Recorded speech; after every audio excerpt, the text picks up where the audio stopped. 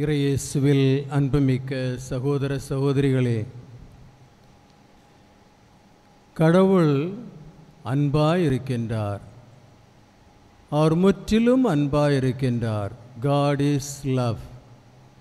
அந்த அன்பை பகர்வதற்காகத்தான் அவர் மனிதனை தம் சாயலில் படைத்தார். அந்த மனிதனோடு தன்னுடைய அன்பை பகிர்ந்து மனிதனோடு ஒன்றித்து வாழ்வதற்காகத்தான் மனிதனை படைத்தார். கடவுள் அன்பாயிருக்கின்றார். அந்த மனிதனுடைய வாழ்வும் அடிப்படையும் எல்லாம் அன்பாயிருக்க வேண்டும். அன்புதான் நமக்கு வாழ்க்கையை கொடுக்கின்றது. அன்பு இல்லாவிட்டால் அந்த வாழ்க்கை வீண். நாம் இன்று இந்த தேவாலயத்தில் வந்திருக்கின்றோம். அந்த அன்பான கடவுளை கண்டு அவரை அனுபவித்து அவரிடம் பேசி அவரோடு அந்த அன்பு உறவை ஏற்படுத்தி அவரோடு ஒன்றித்து வாழ்வதற்காகத்தான் நாம் இங்கே வந்திருக்கின்றோம். நாம் மனிதர்களாகிய நமக்கு தேவைகள் நிறைய இருக்கின்றன. இந்த உலகத்தில் வாழும்போது அந்த தேவைகளை நாம் பார்த்து அந்த தேவைகள் நிறைவுறாத போது நாம் மன துயரத்தில் ஆழ்ந்து அந்த வாழ்க்கை நமக்கு வெறுப்பாக மாறுகிறது. ஆனால் கடவுள் அன்பாயிருக்கிறார். அந்த அன்பை அவர் முழுமையுமாக நமக்கு தர அவர் தயாராக இருக்கின்றார். எனவே தான் தன்னுடைய ஒரே மகனை இந்த உலகத்திற்கு அனுப்பி நம்முடைய பாவங்களுக்கு பரிகாரமாக நம்முடைய இடத்தில் அவர் தன் உயிரை கொடுத்து நமக்கு மீட்பை தந்திருக்கின்றார். இது எல்லாம் கடவுளின் அன்பு. இந்த அன்பை தான் இன்றைய வாசகங்களிலும் நற்செய்திகளிலும் நாம் காண்கின்றோம். இன்றைய நற்செய்தியிலே நாம் என்ன காண்கின்றோம்? இயேசு தன் சீடர்களை எங்கெங்கெல்லாம் அவர் போக வேண்டுமோ, எந்த பணிகளை எல்லாம் அவர் செய்ய வேண்டுமோ, தம் சீடர்களுக்கு வல்லமையால் அவர்களை நிறைத்து அவர் அந்தந்த இடங்களுக்கு அந்த பணியை செய்ய அவர்களை அனுப்புகிறார். அந்த சீடர்கள் அந்த பணியை முடித்துவிட்டு திரும்ப வருகிறார்கள். அப்போது இயேசு அவர்கள் மேல் அன்பை காட்டுகிறார். அவர் என்ன சொல்கிறார்? நீங்கள் களைத்து போயிருக்கின்றீர்கள், நாம் ஒரு இடத்தில் போய் ஓய்வெடுப்போம் என்று அவர் சொல்கிறார். பாருங்கள் இயேசுவின் அந்த கரிசனையை. தன் சீடர்கள் மேலுள்ள அந்த கரிசனையினால் அவர் இன்னொரு இடத்திற்கு சென்று அங்கே நாம் ஓய்வெடுப்போம் என்று அங்கே போகிறார்கள். ஆனால் திரளான மக்கள் அவர் அங்கே போவதை அறிந்து அவர்கள் அங்கே ஒன்று கூடுகிறார்கள். அவர்களை பார்த்ததும் இயேசு தன்னுடைய சீடர்களுடைய அந்த ஓய்வெடுப்பதை மறந்து அந்த மக்களை பார்த்ததும் அவர்கள் மேல் அன்பு கூர்ந்து அவர் என்ன சொல்கிறார்? இந்த மக்கள் ஆயனில்லா ஆடுகளைப் போல் இருக்கின்றார்கள் என்று கூறி அவர்கள் மேல் தன் அன்பை கொண்டு அவர்களுக்கு போதிக்க தொடங்குகிறார். அங்கே நாம் இயேசுவின் அன்பை காண்கின்றோம். முதல் வாசகத்திலேயும் அந்த அன்பை நாம் காண்கின்றோம். இறைவாக்கினர் எரேமியா என்ன சொல்கிறார்? அவர் தாவீதின் வழி ஒரு தளிரை அவர் எழுப்புவார். அவர் அந்த மக்களை பராமரிக்கும் ஒரு ஆயனாக இருப்பார். மக்களை பராமரிக்காமல் இருக்கும் அந்த பழைய ஏற்பாட்டு ஆயன்களை அவர் கண்டிக்கிறார். அதனால்தான் இந்த ஆடுகள் இங்கும் அங்குமாக போய்விட்டன. அவர்கள் ஒன்று கூடி இல்லாமல் இருக்கின்றார்கள். எனவே கடவுளாகிய ஆண்டவர் என்ன சொல்கிறார்? நான் என் மந்தையை ஒன்று சேர்ப்பேன், அவர்களை ஒன்று சேர்த்து அவர்களோடு இருப்பேன். அப்போது அவர்களுக்கு ஒரு குறைவும் இருக்காது.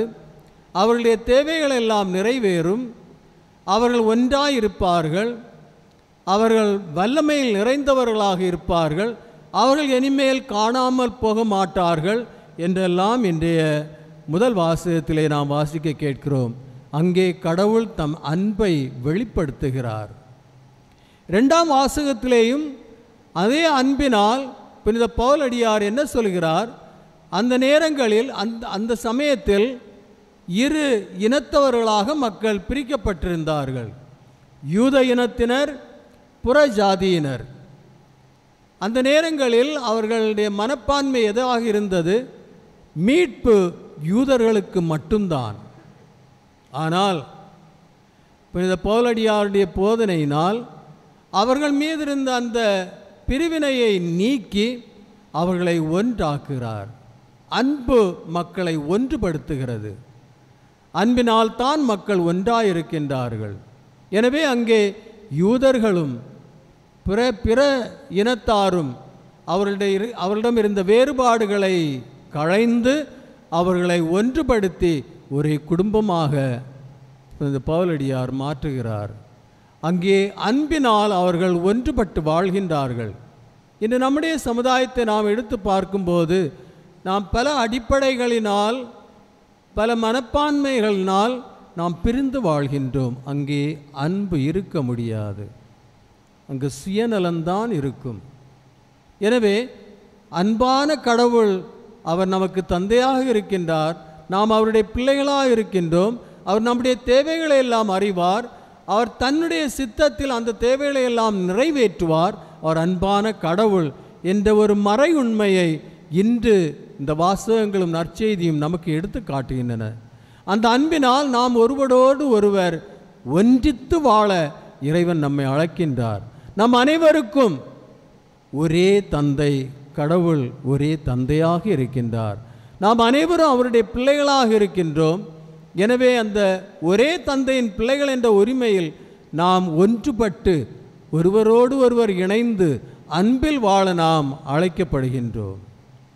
அதற்கு நமக்கு அவருடைய வல்லமை தேவைப்படுகிறது. அந்த வல்லமையை நமக்கு தரதான் அவர் தன்னுடைய ஆவியை நம்மேல் அனுப்புகிறார். ஆவியானவர் நம்மிடம் வந்து நம்மில் செயல்பட்டு நம்மை அந்த அன்பை அனுபவிக்க ஆவியானவர் நமக்கு உதவுகிறார். அதனால்தான் இயேசு சொல்வார், நான் உங்களை தனியாக விடமாட்டேன், துணையாளரை அனுப்புவேன், அவர் உங்களோடு இருப்பார், அவர் உங்களுக்கு எல்லாவற்றையும் வெளிப்படுத்துவார், அவர் உங்களை வலுப்படுத்துவார், அவர் உங்களை தூய்மையாக்குவார், அவர் உங்களோடு இருப்பார் என்று இயேசு நமக்கு வாக்குறுதி அளிக்கின்றார். அந்த தூய ஆவியாரின் வழியால் தான் நான் திருமுழுக்கென்ற அருட்சாதனத்தை பெற்று நாம் கிறிஸ்தவர்களாகின்றோம். திருமுழுக்கென்ற அருட்சாதனம் வழியாக கிறிஸ்தவர்கள் ஆகும்போது அந்த இறைவனின் பிள்ளைகளாக நாம் மாறுகின்றோம். பிள்ளைகள் என்ற உரிமையில் அந்த தந்தையின் அன்பில் நிலைத்து வாழ்ந்து ஒன்றித்து ஒன்றுபட்டு ஒற்றுமையுடன் அந்த பிரிவினைகளை எல்லாம் களைந்து ஒரே குடும்பமாக வாழ நாம் அழைக்கப்பட்டிருக்கின்றோம். அதற்காக இந்த தூய ஆவியார் இறைவன் நமக்கு அளிக்கின்றார்.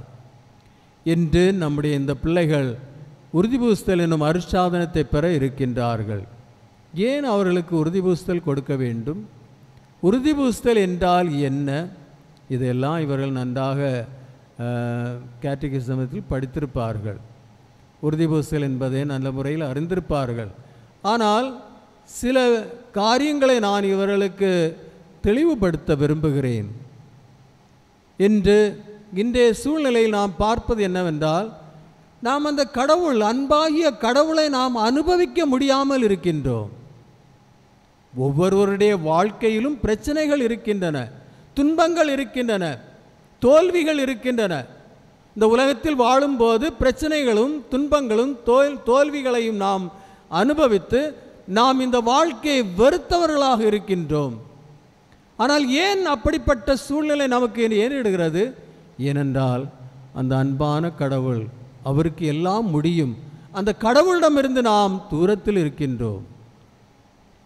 அவரோடு ஒன்றித்து வாழ்பவர்களாக நாம் இருப்பதில்லை. ஏன் அப்படி என்றால், திருமுழுக்கென்ற அருட்சாதனத்தில் பெற்ற கொடைகளை நாம் அறியாமல் இருக்கின்றோம். திருமுழுக்கில் எந்த மாற்றங்கள் நம்முடைய வாழ்க்கையில் நடைபெறுகிறது என்பதை அறியாமல் இருக்கின்றோம்.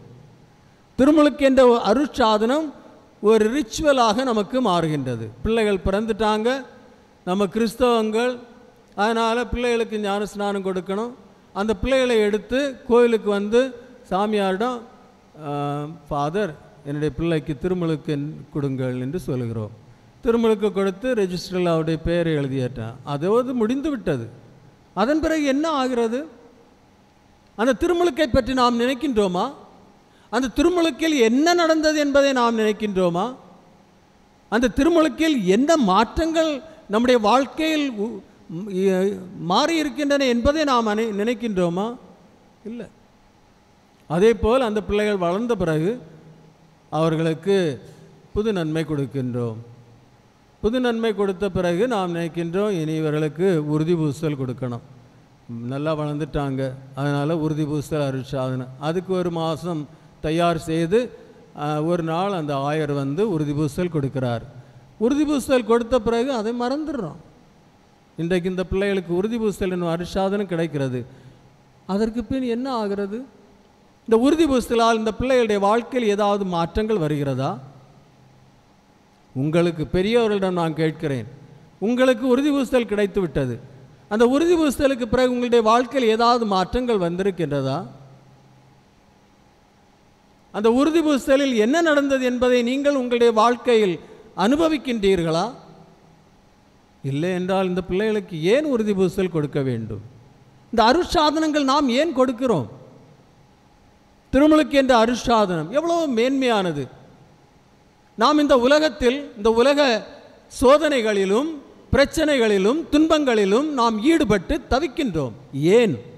ஏனென்றால் திருமுழுக்கு என்ற அருட்சாதனம் வழியாக எந்த வல்லமையால் நாம் நிறைக்கப்பட்டோமோ அதை அறியாமல் இருக்கின்றோம். என்று பார்க்கும்போது சமுதாயத்தில் நாம் கிறிஸ்தவர்கள் சமுதாயத்தில் வாழ்கின்றோம். சமுதாயத்தில் பிற மதத்தினரும் வாழ்கின்றார்கள். இந்துக்கள், முஸ்லீம்கள், அவர்கள் எல்லாம் நம்மோடு சேர்ந்து வாழ்க்கை நடத்துகின்றார்கள். நம்முடைய நெய்பர்ஸாக இருக்கின்றார்கள். அவர்களுடைய வாழ்க்கைக்கும் உங்களுடைய வாழ்க்கைக்கும் என்ன வித்தியாசம்? ஏதாவது வித்தியாசம் இருக்கிறா? ஒரே ஒரு வித்தியாசம் இருக்கலாம். நீங்கள் கோவிலுக்கு வருகிறீர்கள் எல்லா ஞாயிற்றுக்கிழமையும், அவர்கள் கோவிலுக்கு போக மாட்டார்கள். அவர்கள் டெம்பிளுக்கு போவாங்க, மஸ்ஜிதுக்கு போவாங்க. நீங்கள் கோவிலுக்கு போகிறது போல் அவங்க டெம்பிளுக்கு போகிறாங்க, மஸ்ஜிதுக்கு போகிறாங்க. என்ன வித்தியாசம்? ஒரு கிறிஸ்தவனையும் ஒரு இந்துவை நாம் இங்கே நிற்க வைத்தால் அவர்களுடைய இருவரிடமும் என்ன வித்தியாசம் நாம் காண்கின்றோம்? அவர்களும் வேலை செய்கிறார்கள், உழைக்கின்றார்கள். அந்த உழைக்கு அந்த இதை பற்றி அவருடைய வாழ்க்கையை நடத்துகிறார்கள், குடும்பத்தை நடத்துகிறார்கள், குடும்பமாக வாழ்கிறார்கள். நாமும் அதே போல் தான் வாழ்கிறோம். அவர்களுக்கும் நமக்கும் என்ன வித்தியாசம்? இந்த அருட்சாதனங்களால் உங்கள் வாழ்க்கையில் என்ன மாறுபாடுகள் நடக்கின்றன என்பதை அறிந்திருக்கின்றோமா? இன்றைய வாசகங்களும் நற்செய்தியும் நமக்கு என்ன சொல்கிறது?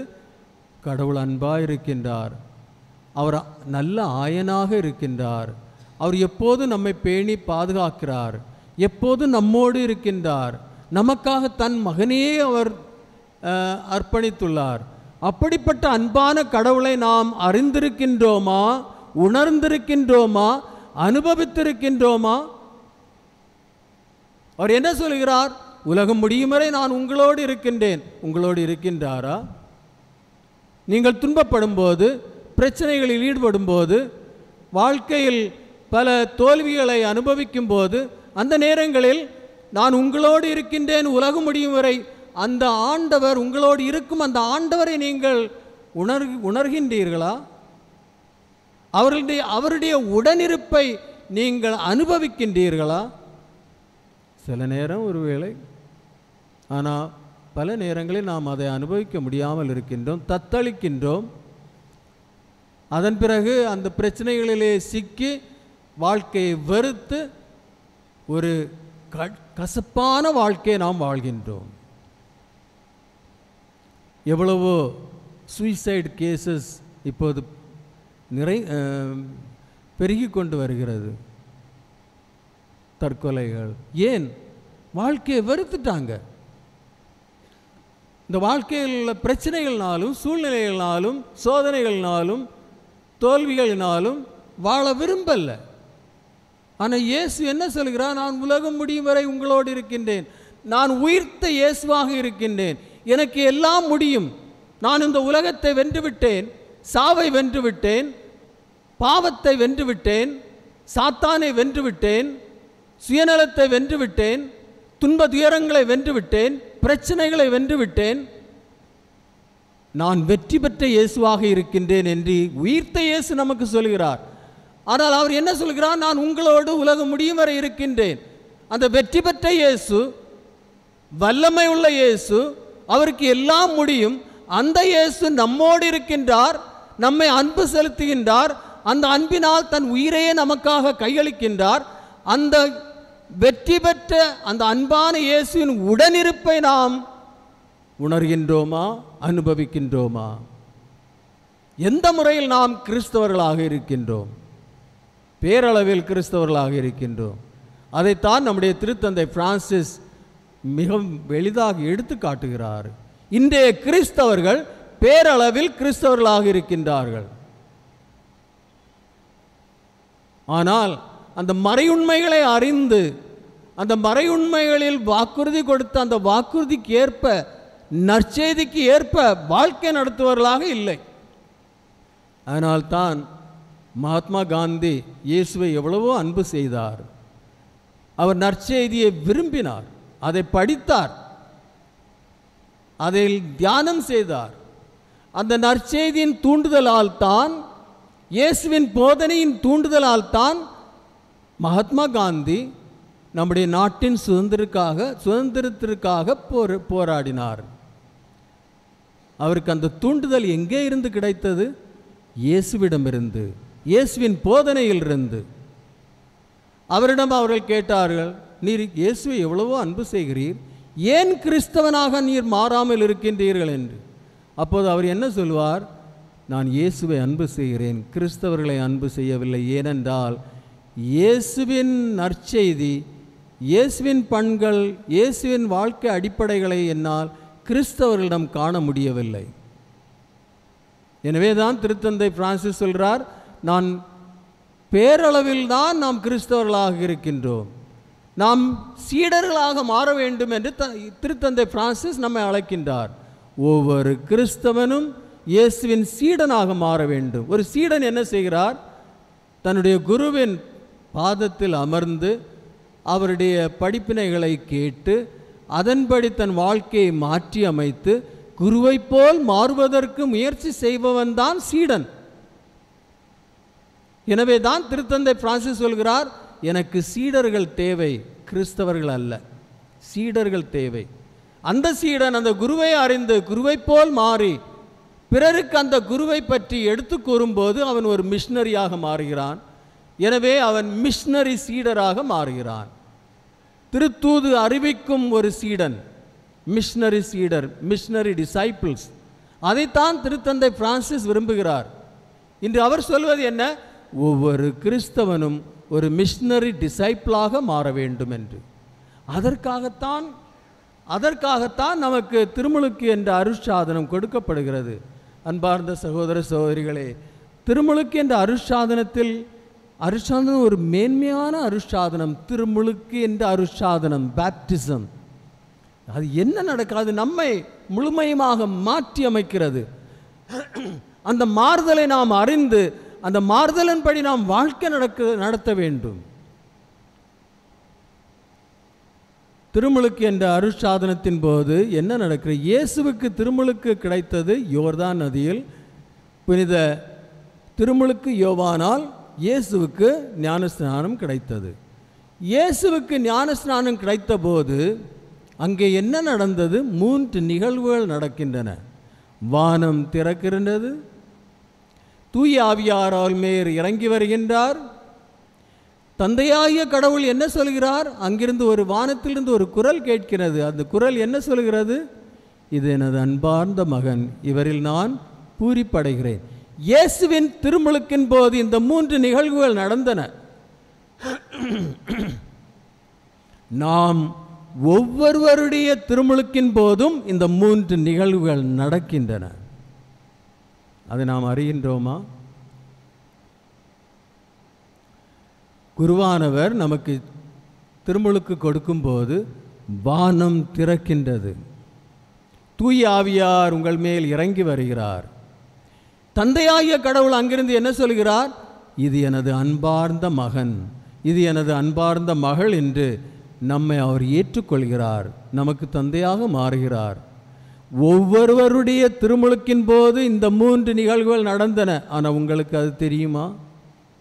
உங்களுடைய பெற்றோருக்கு அது தெரிந்ததா? ஞான திருமுழுக்கு கொடுத்த குருவானவருக்கு அது தெரிந்ததா? இது எவ்வளவோ மேன்மையான நேரம். அந்த நேரத்தில் வானம் திறக்கின்றது, தூய ஆவியார் உங்கள் மேல் இறங்கி வருகிறார், வல்லமையால் நிறைக்கின்றார். தந்தையாகிய கடவுள் தன் குரலால் உங்களை ஏற்றுக்கொள்கிறார். இது எனது அன்பார்ந்த மகள், இது எனது அன்பார்ந்த மகன். எவ்வளவோ மேன்மையான நிகழ்வு. அந்த 3 நிகழ்வின் போது 4 மாற்றங்கள் நம்முடைய வாழ்க்கையில் ஏற்படுகின்றன. 4 மாற்றங்கள் ஏற்படுகின்றன. முதல் மாற்றம், நம்முடைய வாழ்க்கையில் திருமுழுக்கு என்ற அருட்சாதனத்தின் போது, பிள்ளைகள் கவனமாக கேட்கணும். நான் கேள்வி கேட்பேன். திருமுழுக்கு இந்த உறுதி பூசல் கொடுக்க நேரத்தில் நான் சொல்லதெல்லாம் கேட்பேன், கவனமாக கேளுங்க. திருமுழுக்கு என்ற அருட்சாதனத்தின் போது 3 நிகழ்வுகள். இப்போ தான் அவங்க செவியெல்லாம் வச்சு இப்போ கேட்க தொடங்கினாங்க. இதுவரை என்னதோ பார்த்துட்டு இருந்தாங்க. அதான் நடக்குது. நம்ம திருப்பலிக்கு வாரோம், குருவானவர் என்ன எல்லாமோ சொல்கிறாரு, கொஞ்ச நேரம் இருந்துட்டு நான் போயிடும். திருப்பலி முடிந்தது, சென்று வாருங்கள், எல்லாரும் போயிடும். என்னதாவது நடக்குதா? திருப்பலிக்கு வாரதுனால உங்களுக்கு ஏதாவது மாற்றங்கள் இருக்கின்றதா? திருப்பலிக்கு வந்து அதில் பங்கெடுத்து திருப்பலியை ஒப்பு கொடுத்து வீட்டுக்கு போகும்போது ஏதாவது அனுபவம் இருக்கின்றதா? இல்லை, வந்தது போல போகிறீங்க. ஏன்னு சொன்னால் உங்களுடைய கவனமும் சிந்தனையும் வேற எங்கோ இருக்கிறது. அதனால்தான் கவனமாக கேட்கணும். இன்றைக்கு இந்த வாசகங்கள் படிக்கப்பட்டன, நற்செய்தி படிக்கப்பட்டன, அதை கேட்டீங்களா? எத்தனை பேர் இப்போ அந்த வாசகத்தை பற்றி சொல்ல முடியும், நற்செய்தியை பற்றி சொல்ல முடியும்? கவனமாக இதெல்லாம் கேட்டு தன்னுடைய வாழ்க்கையில் இதையெல்லாம் நாம் மாற்றி அமைக்கணும். அதனால்தான் நான் சொல்கிறேன், கேளுங்க. உங்களுக்கு திருமுழுக்கு கிடைத்துள்ளது. அந்த திருமுழுக்கின் போது இந்த 3 நிகழ்வுகள் நடந்தன. வானம் திறந்தது, தூய ஆவியார் உங்கள் மேல் இறங்கி வந்தார், தந்தையாகிய கடவுள் உங்களை ஏற்றுக்கொண்டார். இது எனது அன்பார்ந்த மகன், இது எனது அன்பார்ந்த மகள். கடவுள் உங்கள் ஒவ்வொருவரையும் பார்த்து சொல்கிறார், இது எனது அன்பார்ந்த மகன், இது எனது அன்பார்ந்த மகள். அதை நாம் உணர வேண்டும், அனுபவிக்க வேண்டும். கடவுள் என்னை ஏற்றுக்கொள்கிறார். இதைவிட மேலான பாக்கியம் என்ன? தந்தையாகிய கடவுள் என்னை ஏற்றுக்கொள்கிறார். அந்த நிகழ்வில் 4 மாற்றங்கள் நடக்கின்றன. என்ன மாற்றம்? முதலாக உங்களுடைய பாவங்கள் மன்னிக்கப்படுகின்றன, நீங்கள் தூய்மையாக்கப்படுகிறீர்கள். பாவங்கள், எல்லா பாவங்களும் மன்னிக்கப்பட்டு நீங்கள் தூய்மையாக்கப்படுகிறீர்கள். அது முதல். 2வது மாற்றம், நீங்கள் கடவுளின் பிள்ளைகளாகிறீர்கள். கடவுளை தந்தை என்று அழைக்கும் உரிமை உங்களுக்கு கிடைக்கிறது. இது 2வது மாற்றம். அந்த நேரத்திலிருந்து நீங்கள் கடவுளின் பிள்ளைகளாக மாறுகிறீர்கள். உயிர்த்த இயேசுவின் வாழ்க்கை உங்களுக்கு கிடைக்கின்றது. எனவே நீங்கள் கடவுளின் பிள்ளைகளாக மாறுகிறீர்கள். கடவுளை தந்தை என்று அழைக்கும் உரிமை உங்களுக்கு கிடைக்கிறது. 3வது, தூய ஆவியார் இறங்கி வந்து உங்களில் குடிகொள்கிறார். உங்களுடைய உள்ளத்தில் யார் இருக்கிறார்? தூய ஆவியார். அவர் குடிகொள்கிறார், உங்களோடு இருக்கிறார், உங்களை வலுப்படுத்துகிறார், எல்லாவற்றையும் உங்களுக்கு வெளிப்படுத்துகிறார், உங்களுக்கு துணையாக இருக்கின்றார், உங்களை தூய்மையாக்குகிறார். அந்த 3வது மாற்றம், தூய ஆவியார் உங்களிடம் குடிகொள்கிறார். அதனால்தான் பவுலடியார் கொரிந்தியருக்கு எழுதிய திருமுகம் அதிகாரம் 3 வசனம் 16 அவர் சொல்வார், நீங்கள் கடவுளின் கோவில், நீங்கள் கடவுளின் கோவில், தூய ஆவியார் உங்களில் குடிகொள்கிறார், 3 கடவுள் உங்களிடம் உறைவிடம் கொள்கிறார்கள். எனவே நீங்கள் தூய்மையானவர்கள். இந்த கோவிலை யாராவது நஷ்டப்படுத்தினால் நான் அவர்களை அழித்து விடுவேன் என்று இறைவார்த்தை நமக்கு சொல்கிறது.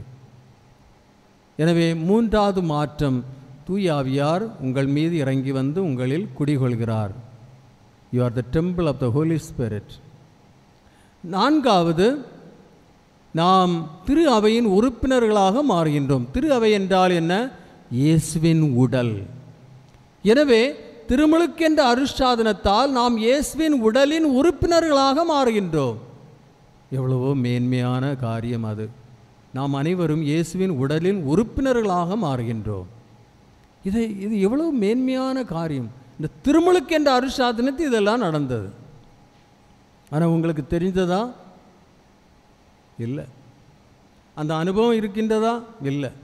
அதனால் தான் இப்போது உறுதி பூசுதல் என்னும் அருட்சாதனத்தின் வழியாக திருமுழுக்கில் நடந்த எல்லா நிகழ்வுகளிலும் மாற்றங்களிலும் நீங்கள் உறுதிப்படுத்தப்படுகிறீர்கள்.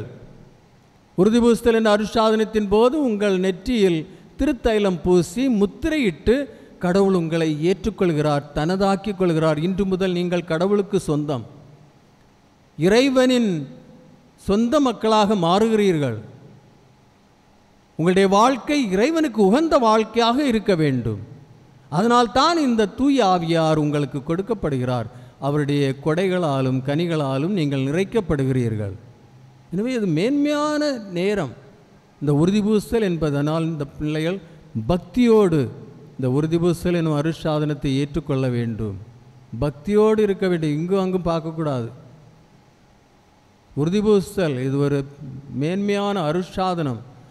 திருமுழுக்கில் நடந்த எல்லாவற்றிலும் நீங்கள் இப்போது உறுதிப்படுத்தப்பட்டு தூய ஆவியாரால் நிரப்பப்பட்டு அவருடைய கொடைகளாலும் கனிகளாலும் நிறைக்கப்பட்டு ஒரு நல்ல கிறிஸ்தவ வாழ்க்கை வாழ்ந்து நம்முடைய வாழ்க்கையில் வரும் எல்லா பிரச்சனைகளையும் துன்பங்களையும் தோல்விகளையும் எதிர்த்து அந்த வல்லமையில் இறைந்து எப்போதும் வெற்றி பெற்ற உயிர்த்த இயேசுவோடு ஒன்றிணைந்து அவருடைய வெற்றியில் பங்கு கொண்டு ஒரு நல்ல மகிழ்ச்சியான அமைதியான அன்பு நிறைந்த ஒரு வாழ்க்கை வாழதான் நீங்கள் இந்த திருவருட் சாதனங்கள் உங்களுக்கு வழங்கப்படுகிறது. எனவே இந்த நேரத்தில் நாம் இதை உணர்ந்து முழு மனதோடு நல்ல பக்தியோடு இந்த உறுதி பூசுதல் அருட்சாதனத்தை பெற்று அந்த 4 மாற்றங்களில் நம்மில் அறிந்து உணர்ந்து அனுபவித்து ஒரு வாழ்க்கை வாழ இந்த திருப்பலியிலே நாம் இறைவனை வேண்டுவோம்.